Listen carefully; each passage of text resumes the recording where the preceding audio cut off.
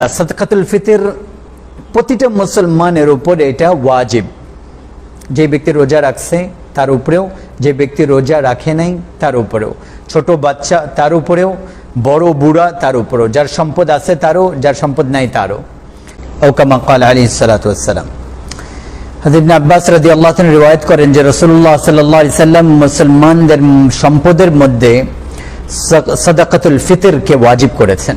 সাদাকাতুল ফিতর এটা ঈদ যেহেতু আসতেছে আর 2 দিন বাকি, 3 দিন বাকি, তো ঈদের সময় যেরকম বছরে একবার যাকাত ফরজ হয় মানুষের উপরে, ঠিক এরকম ভাবে সাহেবে নিসাব, সাহেবে ইস্তিতাআত, সাহেবে নিসাব যে তার উপর সাদাকাতুল ফিতর ওয়াজিব হয়, যেটা আদায় করা ওয়াজিব। যেই নিসাব সাদাকাতুল ফিতরের ওই নিসাব যাকাতেরও। যে ব্যক্তির উপর যাকাত ফরজ ঠিক এরকম ব্যক্তির উপর সাদাকাতুল ফিতরও ওয়াজিব। কিন্তু দুটোর মধ্যে কিছু পার্থক্য আছে।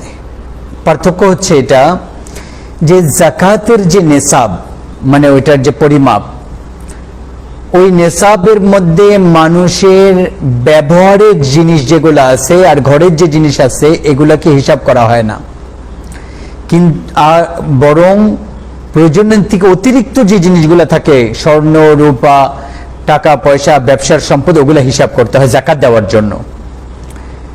আর ওই সম্পদের উপর 1 বছর অতিবাহিত হওয়া শর্ত, তারপরে যাকাত ফরজ হয়, এটা আমরা জানি। কিন্তু সাদাকাতুল ফিতরের যে নিসাব, তার মধ্যে ঘরের যে জিনিস যেগুলো আছে এগুলাকেও গণনা করতে হয়, হিসাব করতে হয়। আর এই সম্পদের উপর 1 বছর অতিবাহিত হওয়াও শর্ত না। ঘরের জিনিস যেরকম মানুষের কাপড় আছে, তো 3 জোড়া কাপড়ের থেকে অতিরিক্ত যে কাপড় থাকবে ওগুলার দামও হিসাব করা হবে।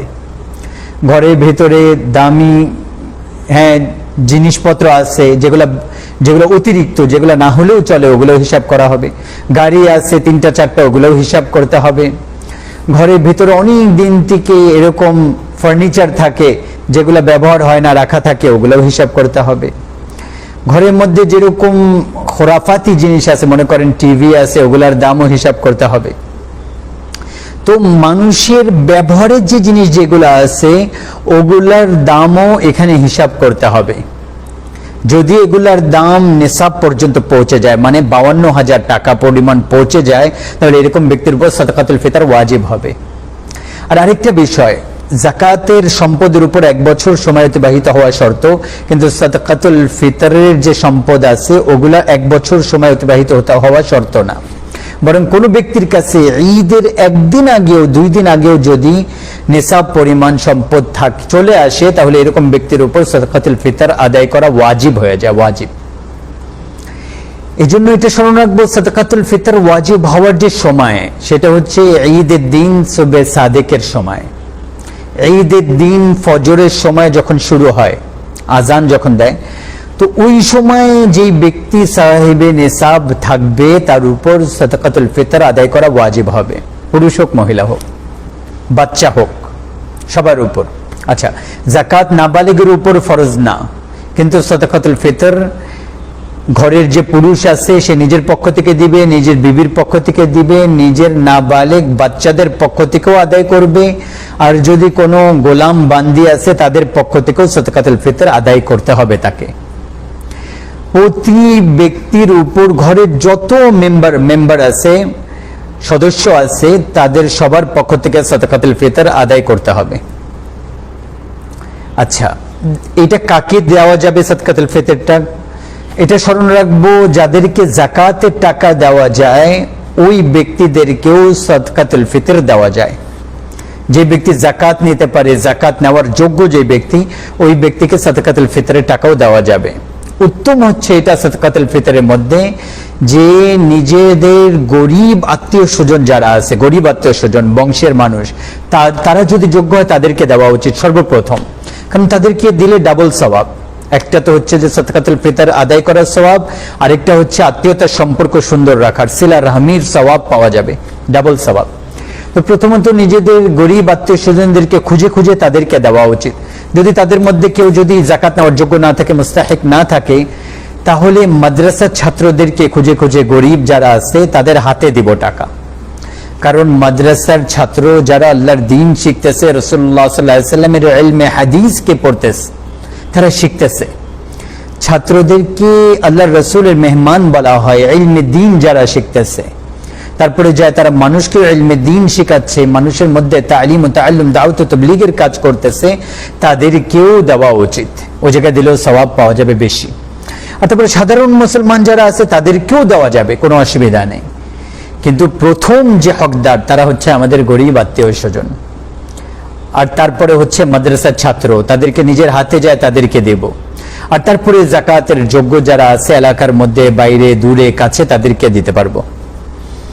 আচ্ছা, আরেকটা মাসলা এই জায়গায় খেয়াল রাখবো যে যদিও সাদকাতুল ফিতর ওয়াজিব হয় এটা ঈদের দিন সুবে সাদেকের সময় সকালে, কিন্তু এটা আদায় করে দেওয়ার চেষ্টা করব ঈদের দিনের আগে আগে। কারণ যাদের উপর আগেই ফরজ হয়ে গেছে তারা রমজান পুরা মাস আমরা দেওয়ার চেষ্টা করি, পুরো মাসের মধ্যে শুরু রমজানে দিয়ে দিব। এটা মানে রমজানের শুরু থেকে শুরু করে ঈদের দিন পর্যন্ত যখন ইচ্ছা দিতে পারি, কিন্তু উত্তম হচ্ছে এটা সাদকাতুল ফিতর ঈদের দিনের আগে আগে আদায় করে দিই, যাতে করে গরিব যারা আছে তাদের ভালো হয়ে যায়। কারণ ঈদের দিন যদি আমি দিব, তাহলে ঈদের দিন সাদকাতুল ফিতর এটা গরিব মানুষের হাতে যখন টাকা পৌঁছবে, তারা নিজেদের প্রয়োজনীয় জিনিস ঈদের দিন তো কিনতে পারবে না। ঈদের দিন এমনি দোকান খুলে না, খুশির সময় থাকে, দোকানপাট বন্ধ থাকে। তো ঈদের আগে আগে যদি আদায় করে দেব, তাহলে গরিব মানুষ যারা আছে তারা নিজেদের কাপড়, তারপরে ঘরের কিছু খাবার দাবার, এগুলা সব কিছু ঈদের আগে আগে তারা কিনতে পারবে। আর তারপরে সাধারণ মুসলমানের সাথে তারা খুশির মধ্যে সামিল হতে পারবে। হ্যাঁ, অনেকে কি করে, আমরা বেশিরভাগই এটা করি যে ঈদের দিন ঈদগাহ যাওয়ার সময় অথবা পরে দেই। তো ঈদের দিন তাকে দিলে কোথায় কিনতে যাবে, কি করবে, কোথায় সে কাপড় কিনতে যাবে, আর মুসলমানের মধ্যে খুশিতে কিভাবে সামিল হবে? এই জন্য বিশেষভাবে এটা খেয়াল রাখবো, সাদকাতুল ফিতরকে ঈদের দিনের আগে আগে দেওয়ার চেষ্টা করব, যাতে করে ওই টাকা দিয়ে যে যেটা নিতে চায় ওটা নিতে পারে, আর মুসলমানের সাথে খুশির মধ্যে সামিল হতে পারে, শরীক হতে পারে। তৃতীয় আরেকটা জিনিস সেটা হচ্ছে সাদকাতুল ফিতরের মধ্যে কি দিব আমরা, সাদকাতুল ফিতর কি দিয়ে আদায় করব? সাদকাতুল ফিতরের মধ্যে 4টা জিনিস রাসূলুল্লাহ সাল্লাল্লাহু আলাইহি সাল্লামের থেকে পাওয়া যায়, উনি দিয়েছেন। কিশমিশ দেন, খেজুর দেন, অথবা গম দেন, অথবা আটা দেন, ধান, আটা, এগুলা। আচ্ছা, এই 4টা জিনিসের মধ্যে যেটাই মানুষ খায়, যেগুলা এই 4টার মধ্যে থেকে কোনো একটার দিক দিয়ে যদি আমরা সাদকাতুল ফিতর দিয়ে দেব, তাহলে ওইটা আদায় হয়ে যাবে। যেহেতু আরবে ওই সময় সম্পদ এত বেশি ছিল না এবং ক্যাশ এত বেশি তাদের হাতে থাকতো না, বরং খেজুর তাদের বেশি ছিল, তো মানুষ বেশিরভাগ সময় খাবারের জিনিস দিতেন।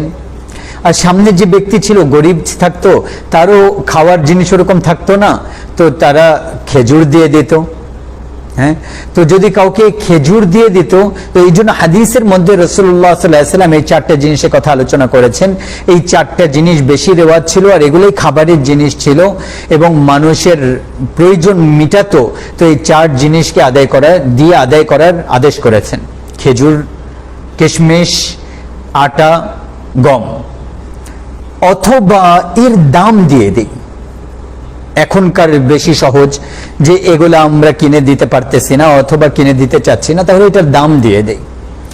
দাম দেওয়ার মধ্যে একটা গুরুত্বপূর্ণ লাভ এটা, যখন আপনি দাম দিবেন, টাকা দিবেন গরিবকে, তখন সে ওই টাকা দিয়ে, ওই ক্যাশ দিয়ে নিজের যে কোনো প্রয়োজনীয় জিনিস কিনতে পারে, কাপড় কিনতে পারে, খাবারের জিনিস কিনতে পারে, কাউকে দিতেও পারে।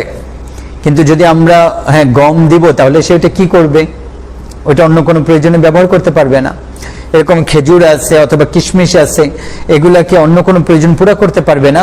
তো এই জন্য যদি ক্যাশ আছে, নগদ আছে, টাকা আছে, এইটার যদি আমরা দিয়ে দেব, ওইটার দাম জেনে আর দাম নির্ধারণ করে, তাহলে ডাবল ফায়দা হবে। এইটা দিয়ে সে নিজের প্রয়োজনীয় জিনিসও কিনতে পারবে আর নিজের ব্যবহারেও আনতে পারবে এবং কাউকে গিফটও করতে পারবে। এই জন্য আজকে যেহেতু বেশিরভাগ মানুষ এটাই করে, আর এটাই উত্তম এখন, যে এই জিনিসগুলা না দিয়ে ওইটার দাম যদি দিয়ে দেব, যাতে করে সামনে যে ব্যক্তি গরিব আছে তার যে প্রয়োজন, ওই প্রয়োজন অনুযায়ী সেই টাকা দিয়ে নিজের প্রয়োজন পুরা করে নেয়। না, আমাদের মধ্যে একটা কমি আছে এটা, যে আমাদের ভিতরে সাধারণভাবে যে আমাদের বাংলাদেশে এবং এশিয়ার মধ্যে আশেপাশের যে দেশগুলো আছে, এই দেশগুলোর মধ্যে আমরা শুধু গমের দাম নির্ধারণ করে ওইটা দিয়ে দেই, অথচ আমাদের দেশে গম সবচেয়ে কম দাম, ওইটার আটা ময়দা এগুলার দাম সবচেয়ে কম।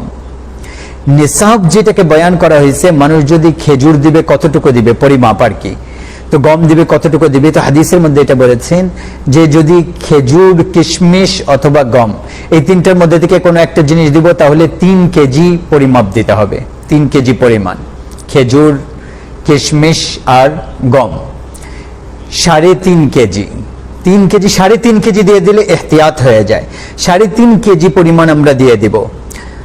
আর যদি গমের দাম দিতেছে তাহলে ওইটা 2.25 কেজি দিলে হয়ে যাবে গমের দিক দিয়ে।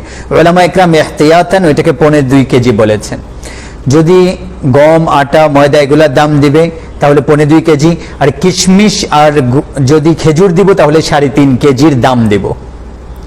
তো আমাদের এখানে যেহেতু গমের দাম, আটার দাম, ময়দার দাম কম, তো আমরা কৃপণতা করি এটা, যে আমরা ওইটার দাম জেনে 2.25 কেজির দাম আমরা ওইটা দিয়ে দিতেছি, অথচ এটা গরিবের অনেক কম ফায়দা হয়।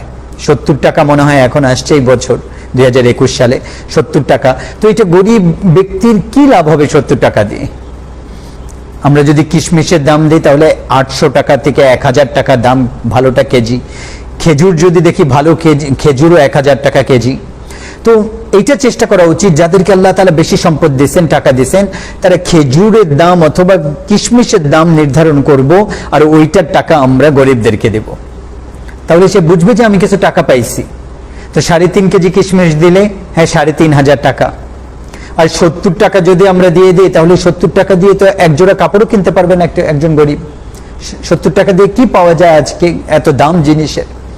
এই জন্য কম টাকা বের করব না, কারণ এইটা তো আমরা আল্লাহকে খুশি করার জন্য দিতেছি। আর আল্লাহ তাবারক ওয়া তাআলা এটা 700 গুণ বাড়িয়ে আরো কত কোটি গুণ বাড়িয়ে আল্লাহ দিবেন, ওটা তো আল্লাহ জানেন। এই জন্য আল্লাহর রাস্তায় যদি বেশি দিব বেশি পাবো, কম দিব তাহলে কম পাবো। এই জন্য আজকে যে রেওয়াজ চলতেছে যে এই যে শুধু গমের দাম আমরা দিয়ে দিতেছি 70 টাকা 80 টাকা, আর এটা অনেক কম, যেটা একজন গরিবের, একজন মিসকিনের কোনো কাজেই আসে না তেমন একটা। এই জন্য এই রেওয়াজ থেকে সরে যাদেরকে আল্লাহ তাআলা সমর্থবান বানিয়েছেন, যারা আমরা ভালো জায়গায় ভালো ঘরে থাকতেছি, খাচ্ছি, পড়তেছি, তারা এরকম ভাবে কিশমিশ, তারপরে খেজুর, ওগুলোর দাম নির্ধারণ করে সাদকাতুল ফিতর আদায় করব। এক ব্যক্তির পক্ষ থেকে 3.5 কেজি কিশমিশ অথবা 3.5 কেজি খেজুরের দাম দেব এক ব্যক্তির পক্ষ থেকে। ঘরে যতজন আছে সবার পক্ষ থেকে অত টাকা দিতে হবে। আচ্ছা, আরেকটা মাসলা, সাদকাতুল ফিতর প্রতিটা মুসলমানের উপর এটা ওয়াজিব। যে ব্যক্তি রোজা রাখছে তার উপরেও, যে ব্যক্তি রোজা রাখে নাই তার উপরেও, ছোট বাচ্চা তার উপরেও, বড় বুড়া তার উপরেও, যার সম্পদ আছে তারও, যার সম্পদ নাই তারও। সম্পদের পরিমাপ তো বলে দিলাম ওটা। আচ্ছা, অনেকে মনে করে যে সাদকাতুল ফিতর তার উপরে ওয়াজিব না যে রোজা রাখে নাই, কারণ হাদিসে আসছে রোজার মধ্যে যে কমি হয় আল্লাহ তাবারক ওয়া তাআলা সাদকাতুল ফিতর দেওয়ার কারণে তাকে মাফ করে দেন, রোজার কমি মাফ করে দেন। তো অনেকে তো মনে করে যে ব্যক্তি রোজা রাখে নাই তার উপর ওয়াজিব না। এই জন্য এটা স্মরণ রাখবো, যে ব্যক্তি রোজা রাখছে সেও সাদকাতুল ফিতর আদায় করবে, আর যে ব্যক্তি রোজা রাখে নাই তাকেও সাদকাতুল ফিতর আদায় করতে হবে। তো রমজানে কেউ রোজা রাখছে না রাখছে, অসুস্থ, কোনো অসুবিধা নেই, দুইজনই সাদকাতুল ফিতর আদায় করবে। আর এটা স্মরণ রাখবো, যে ব্যক্তি আদায় করে নাই, তো যতক্ষণ পর্যন্ত, যতদিন পর্যন্ত সে আদায় করবে না, তার দায়িত্ব থেকে ওইটা যাবে না, এটা আদায় করতেই হবে। কেউ যদি ঈদের আগে করে নাই, ঈদের দিন করে দিবে, ঈদের দিন করে নাই 2 দিন 4 দিন 5 দিন 6 দিন পরে, যতক্ষণ পর্যন্ত আদায় করবে না ততক্ষণ পর্যন্ত তার দায়িত্ব থেকে এটা যাবে না। সাকেত হবে না তার উপর থেকে। কিন্তু উত্তম এটা যে ঈদের আগে বরং রমজানের মাসের মধ্যে সাদকাতুল ফিতর আদায় করে দেই। এই জন্য যে হাদিসে পাকের মধ্যে রাসূলুল্লাহ সাল্লাল্লাহু আলাইহি ওয়াসাল্লাম ইরশাদ করেছেন, ফামান আদ্দাহা ক্বাবলা সালাহ, যেই ব্যক্তি নামাজের আগে আগে সাদকাতুল ফিতরকে আদায় করে দিয়েছে, ফাহুয়া যাকাতু মাকবুলাতুন, তার এই সাদকা আল্লাহর কাছে কবুল হয়ে গিয়েছে। আর যে ব্যক্তি ঈদের পরে অথবা তারপরে আদায় করেছে, ঈদের নামাজের পরে অথবা তারপরে, এটা সাধারণ সদকার মতো এটা কবুল হবে, কিন্তু এটার ওই সওয়াব পাবে না যেটা ঈদের নামাজের আগে পর্যন্ত আদায় করলে যে সওয়াব পাওয়া যেত। এজন্য এটা খেয়াল রাখবো গুরুত্বের সাথে, ইহতিমামের সাথে, ঈদের নামাজের আগে আগে, আর না হলে এখনো 2 দিন বাকি আছে। উত্তম এটা এই 2 দিনের মধ্যেই আমরা গরিবদেরকে খুঁজে, গরিব আত্মীয় স্বজনকে খুঁজে তাদেরকে, অথবা মাদ্রাসার ছাত্র যারা আছে তাদের হাতে তাদের টাকা, তারা যোগ্য যদি হয় তাদের কাছে দিয়ে দেব, তাদের পর্যন্ত পৌঁছিয়ে দেব। এটা সবচেয়ে উত্তম, যাতে করে তারাও আমাদের মতো আমাদের খুশির মধ্যে, ঈদের খুশির মধ্যে শরীক হতে পারে। আর তাদের ঘরের যে ব্যবস্থাপনা আছে ওইটাও আমাদের দ্বারা আল্লাহ তাবারক ওয়া তাআলা তাদের প্রয়োজনকে পুরো করার একটা ব্যবস্থা করে দেন। এই জন্য আমরা এটা খেয়াল রাখবো। আল্লাহ তাবারক ওয়া তাআলা আমাদেরকে যে কথাগুলো বলা হলো, শোনা হলো, আমল করার তৌফিক দান করেন। আমিন সুম্মা আমিন। ওয়া আখিরু দাওয়ানা আলহামদুলিল্লাহি রাব্বিল আলামিন। জাযাকাল্লাহ।